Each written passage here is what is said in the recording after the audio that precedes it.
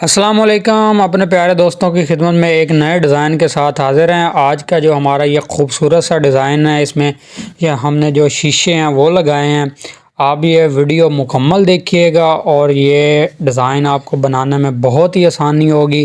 Taylor YouTube channel पर यह design upload किया जाएगा। आप वीडियो मुकम्मल देखिएगा। बहुत शुक्रिया।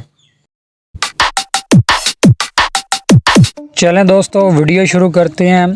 नए आने वाले दोस्तों से हमेशा रिक्वेस्ट होती है कि हमारे चैनल को सब्सक्राइब कर लिया करें। वीडियो पसंद आए तो उसको लाइक कर दिया करें।